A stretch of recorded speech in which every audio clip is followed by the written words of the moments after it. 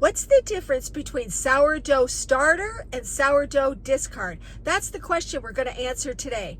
Welcome to the Keto Baking Mechanic, where we create, tweak, and enhance keto and low-carb breads and baked goods, especially keto low-carb sourdough. That's my passion. Please like the video. Don't forget to subscribe and hit that notification bell so you can be informed when I have other videos coming down the pipe.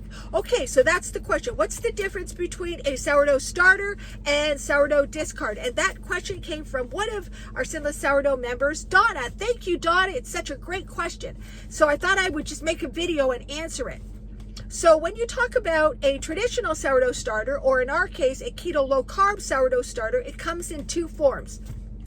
The first form is a dehydrated sourdough starter, and when it's dehydrated, that means the lactobacillus cultures and wild yeast are actually in a dormant state, and in that dormant state, they've been proven to last thousands of years, like literally thousands of years. So in that little tiny powdered product, you have a history, a culture, the microorganisms in the air, the environment, the foods of that time are all encompassed in that little form of dehydrated powder.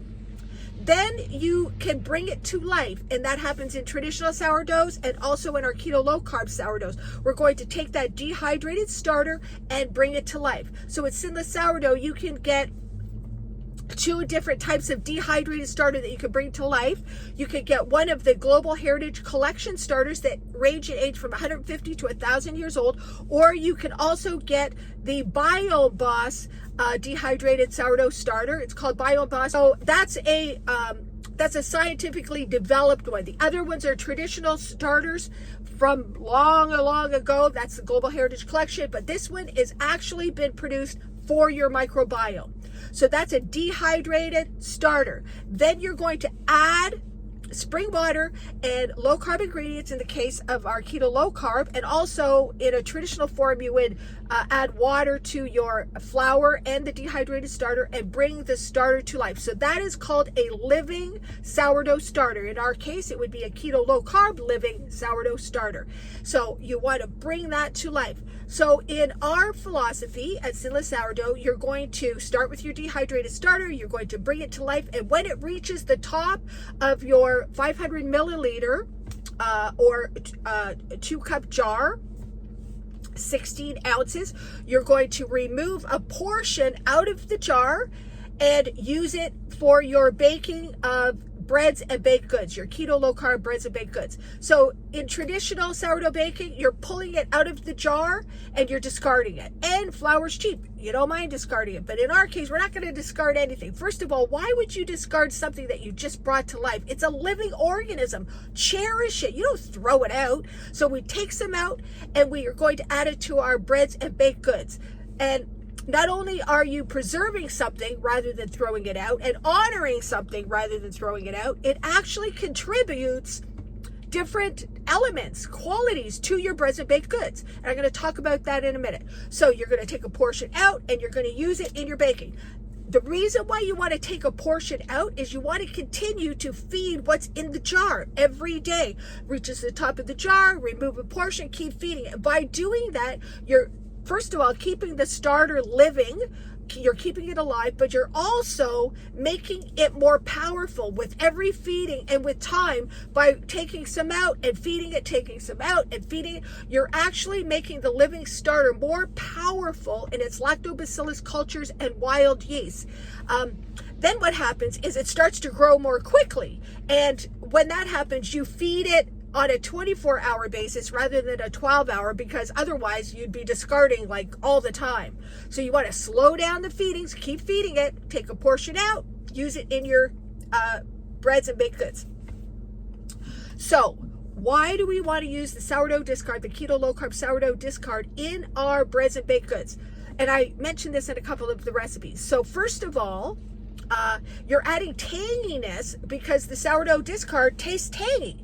So you're adding the element, the flavor profile of tanginess to your bread or your baked good. So as you know, with traditional sourdough, it has that wonderful sourdough tanginess to it. When you want to do that, you're also adding that to your keto low carb breads and baked goods. You're adding that element of tanginess to the actual recipe. So you're adding a flavor, an additional flavor. And when you do it in sweets, you're actually balancing out the sweetness. So it gives the recipe a wider taste profile than just sweetness. If you look at all of the top chefs in the world, they're always looking to add all of those taste sensations to their dishes.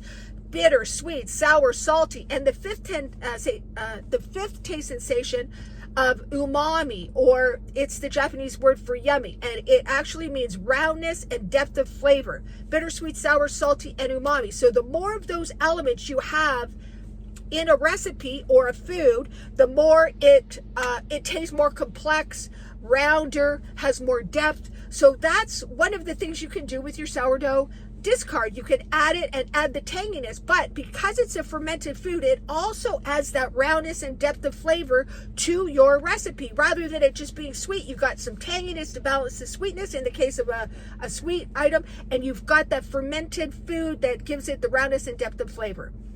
Also, when you add the sourdough discard to your bread or baked good recipe, what it does is it adds digestibility to the actual recipe, so to your bread or your baked good. So it helps to digest the other elements, the other ingredients in the recipe. So you're adding digestibility, you're adding taste profile, you're adding roundness and flavor. I mean, why wouldn't you want to do that?